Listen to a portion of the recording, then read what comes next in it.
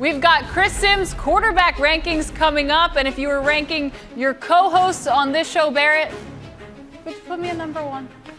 You're definitely top 10. You're top 10. You work with like 2 other people. No, I got you. You're number 1 in my book. Yeah, and number 1 will always love you. Number 1 fibber right here. We'll see if I can't change Barrett's opinion over the next 30 minutes. Let's huddle up.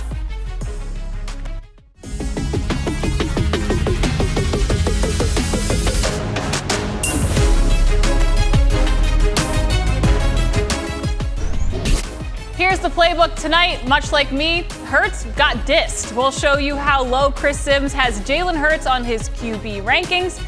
Eagles win total on the rise. Teddy Greenstein from PointsBet gives us the lowdown. Frank and Foles reunited. Frank Reich opens up about pairing back up with Nick Foles. Welcome into Birds Huddle, powered by PointsBet, along with Barrett Brooks. I'm his 10th favorite co-host, Taryn Hatcher. Our pal Chris Sims from NBC Sports. He does a top 40 quarterback list every year, Barrett. Last year, Jalen Hurts didn't even crack his top 40. Fair back then, you think? No, I mean, I think it was ignorance. Just because I've seen what he's done in practice. I've seen this man play when he hasn't seen him play, hadn't really paid attention to him. So, I mean, of course he's going to make that type of analysis. But he did see what happened last year. And some of the names he had in front of him didn't make the playoffs. But yes, Jalen Hurts took his team to the playoffs. So I don't understand how they make this ranking, or what goes into this ranking, whatever. I mean, come on now. Guys that haven't even done anything yet are ranked ahead of him. Come on, man. Well, so surely given everything you just said, Chris made amends this year, right? He's counting things down again this year. Today he released 21 through 25, and take a look. Jalen Hurts right there just makes it at 25. But check out the guys that he put right ahead of him. Trevor Lawrence, Justin Fields, Zach Wilson, and Daniel Jones. That brings us to the 3-point stance. Barrett's stance on the 3 items of the day. Number 1, there are not 24 quarterbacks better than Jalen Hurts, at least not the 4 that we just saw in that graphic. Come on now. I mean, for real, Davis Mills, Trevor Lawrence, none of those guys have done anything yet. They've done nothing yet, but they're ranked ahead of a guy that just went to the playoffs. I don't know where you get your analysis from on putting guys as far as ranking them. Say what you want to say. Just from him being an athlete alone puts him at least in the top 15. I mean, his ability to go out there and run, make quick decisions, when he's out in space, gives him an opportunity to be at least one of the top 15 quarterbacks, you've seen. And plus, this year he's going to be even better. He went to Tom House, who's a drop-back quarterback guru, even though he's a baseball player. But he helped him as far as his mechanics, maybe, his decision-making. He'll be a much better quarterback than he was last year. We all know how his work ethic is. He's going to go out there and work as hard as he can. I mean, at the end of the day, he's definitely not from 25 to maybe 16. He's got to be within the top 15 just from his athleticism, his ability to throw the ball alone. I mean, come on, man. Give me a break. Well, to your point, I don't know where Chris Sims is getting his analysis from, but you know where he should be getting it from? Birds Huddle right here, weekdays, 6 p.m., Barrett Brooks. There we go. Barrett, when you look at Hurts' numbers last year, how high do you think he can go this year? Well, he had 3,100 yards last year. He's definitely going to have more than that just because they're going to open up the offense, give them ability now with the weapons that he has to throw the ball with a lot more accuracy because, A.J. Brown is a bigger target. He gives them a much more forgiving catch radius. So, yes, he's going to be a better player just because of that. His rushing yards may hurt a little bit. 784, he might have 700. But his ability now to throw more touchdowns, that's what I'm saying. He's going to throw more than 16 touchdowns. He's going to, well above 25 touchdowns. He's still going to rush for like 8 touchdowns. So he's not going to stay stagnant. He's going to go up. His numbers are going to go up. It's another year in this offense, another year with this coaching staff and with the offensive coordinator and head coach. He's going to get better, much better. Just from him working alone, he's going to, improve those stats. So, yes, he's going to be a top 15, maybe even a top 12 quarterback in the league. But you're saying he should maybe be top 15 now as well? Oh, absolutely. He should be that right now. He made it to the playoffs. Come on, man. There we go. All right, your second stance, one that Ruben Frank echoed in a great piece on our website, NBCSportsPhiladelphia.com. Let's sneak two shameless self-promotions into one segment here. There we go. Rebuilding the front office will be harder than rebuilding the roster. Barrett? Yes, it will be because, Howard Roseman, he has to trust people. People in his organization are leaving. I mean, it's a mass exodus because people are coming and cherry picking from this organization because of their success. Andy Waddle's gone now. So since he is gone, he's got to have somebody replace him. He's already one of those guys that, doesn't trust just anybody. I mean, he doesn't work well with others, just to be plain and simple. He doesn't have to work well with others. But he must get some guys in here that he trusts enough to really help him in his analysis on players. Will he have a football guy or not? Andy Waddle was his football guy. Joe Douglas was his football guy. Who's he going to bring in to be his football guy? Who's going to be the head of scouting for him? Bringing in, those young players from college or even going out and getting some free agents. He's got to put people in place that he trusts. And at this point, Howie's been known not to trust anybody. It's interesting because it is a max exodus, but in a positive It's a great way. Yeah. He's made these guys better. So people around the league are noticing these guys and gals getting better. Yeah. So now they come and cherry pick our organization. That's what happens with success. That's why you see a lot of Super Bowl teams, get cherry picked and lose a lot of their talent because everybody wants the best out of every organization. All right, your third and final stance. Colin Kaepernick's workout yesterday with the Raiders was long overdue. Definitely long overdue. In fact, I know 5 teams he could probably start on right now. I mean, he can go to Carolina and start. Daniel Jones. I mean, come on now. He can start in front of Daniel Jones. Not Daniel, but Daniel Jones from the Giants. He can start right now for the Giants, the Panthers. He can go down and start in front of Davis Mills. We're talking about these kids are starting. You can't tell me he's not, even right now, a top 30 quarterback in the league. He can back up for somebody. Do I think that he's going to be able to do it? We'll see. I hope he had a good workout for the Raiders. It's interesting where just his talent level would put him on that aforementioned list we just discussed, but he hasn't played since 2016. Do you think he actually gets signed? See, that's the problem. I don't. I don't, simply because that time period is kind of left and gone. I thought he was just a little bit above a starting quarterback when he was in the league. He had a great system that he played under with San Fran, which took advantage of his skill set. They're just now getting into running those type of offenses in the NFL. But at this point, I think it's kind of left him now. That boat has kind of sailed. So, do I think he'll have an opportunity to play in the NFL? Not really. Should he? Earlier on, he should have. Yeah, you feel like that window's maybe closed? Yeah. I mean, the NFL, Father Time is undefeated, and I think it's kind of sailed by. Yeah, well, unless you're Tom Brady, and then Father Time is just an illusion. Right. PointsBet's Teddy Greenstein joins us on the other side to look at the Eagles' ever-changing odds, including the odds to win the NFC East. And speaking of, it's time for Birds Trivia, and we're keeping that in mind. When is the last time a team repeated as division champions in the NFC East? We will have that answer when we come back. This is Birds Huddle, powered by PointsBet.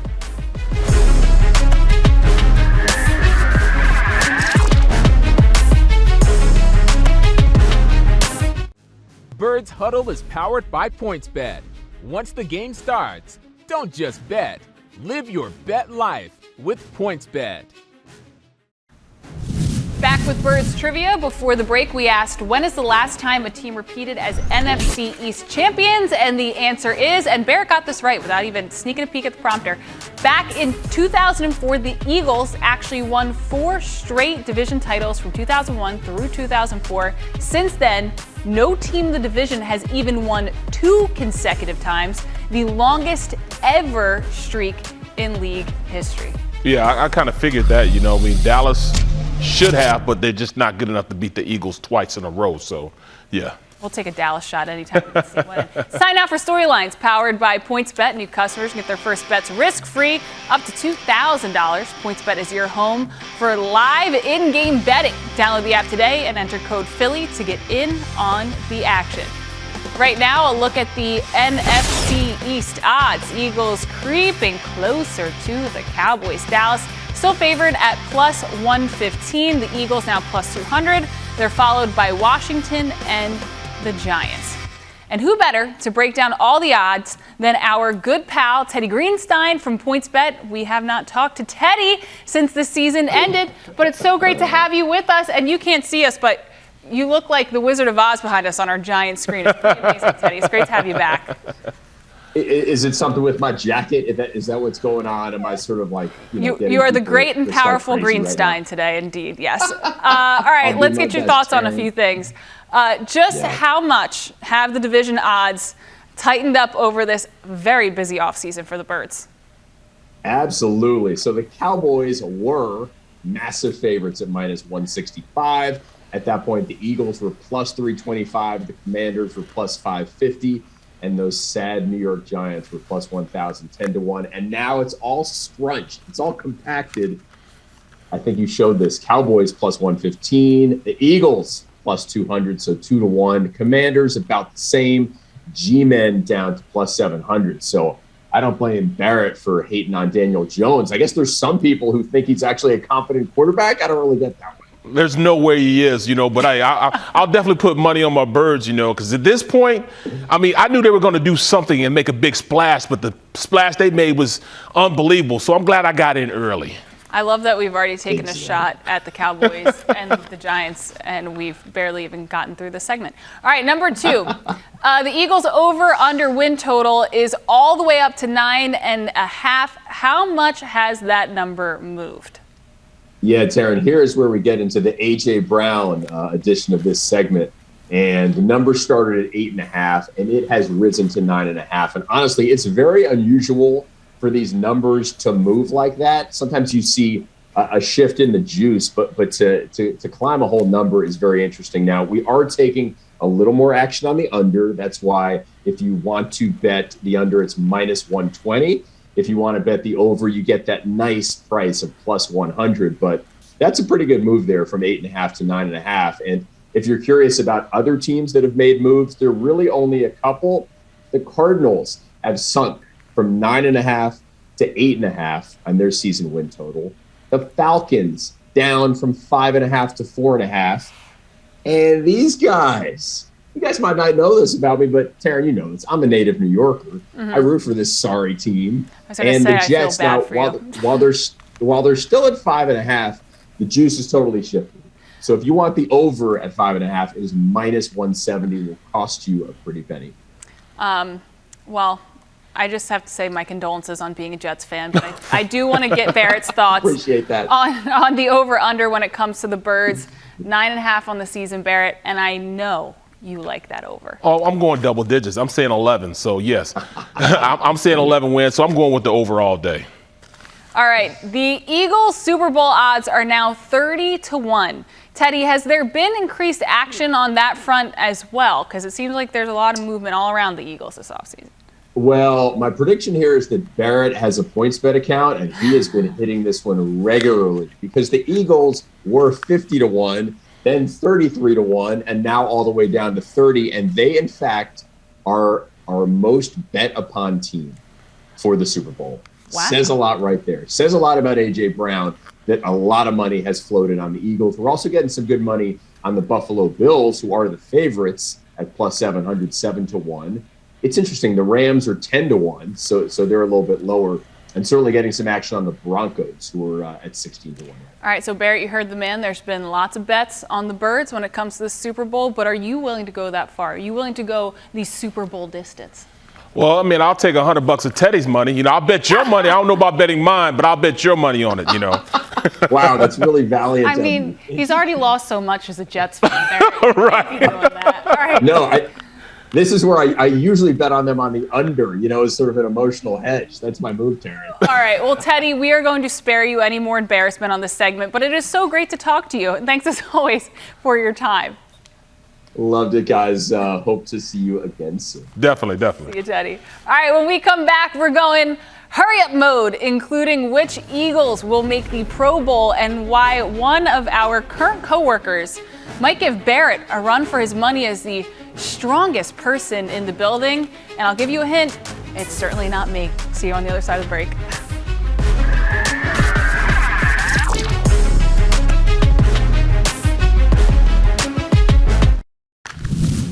We are back on Birds Huddle, and it's time to go. Hurry up. 2 minutes on the clock. Rapid fire questions. Barrett, are you ready? Let's go. Here we go. Aside from the Eagles, which NFC East team improved the most this offseason? I would say it would be Washington, but I'm going to say no. I'm going to go with the Giants. Dave Gettleman's gone. Joe Judge is gone. They're bringing somebody in. At this point, I mean, they got Kayvon Thibodeau, Neal, offensive tackle. They definitely improved. All right, which second-year Eagle is more likely to make the Pro Bowl? Devontae Smith or Landon Dickerson? I'm going to say Landon Dickerson. This guy's a beast. He's going out there and he's going to prove to everybody that he's one of the top guards in the league. He has that national streak in him. He will be a guy that's going to be a Pro Bowler soon, very soon. It'll be exciting. All right, which free agent addition is more likely to make the Pro Bowl? A.J. Brown or Hassan Reddick? Well, I would say Hassan Reddick, but he hasn't made one before. He's been a double-digit sack guy. They still didn't make it. So I'm going to go A.J. Brown. He's been there before. He knows how to do it. He'll get it done.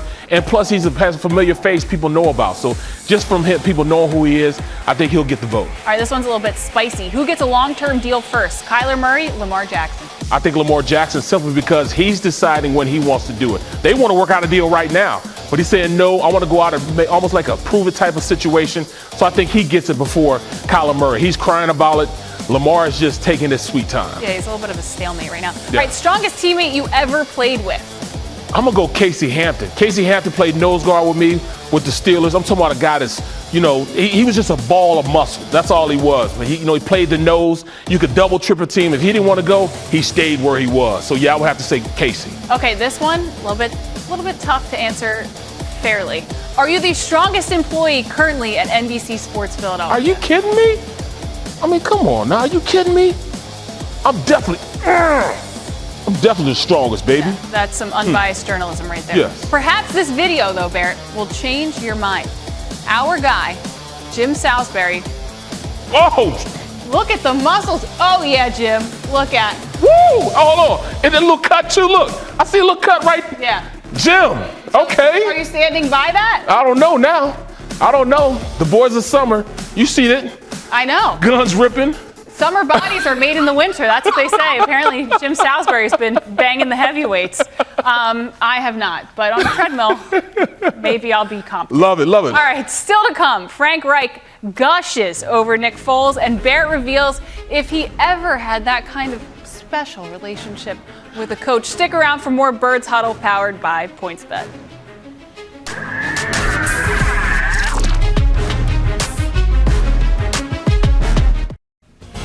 Well, how about it? Frank Reich and Nick Foles reuniting in Indianapolis. Foles signed a 2-year contract earlier this week to back up Matt Ryan. Here is the QB today on joining the Colts.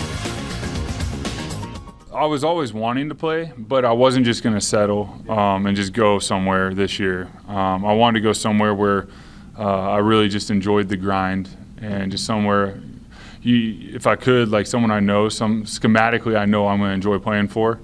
And this was, at the top of my list, but it doesn't always mean that's going to happen. And, there's a lot of different things going on. So there was a part of me that said it might not happen this year because we were able to get our release later, so everyone has their players for the most part. But it worked out, and I'm grateful to be here.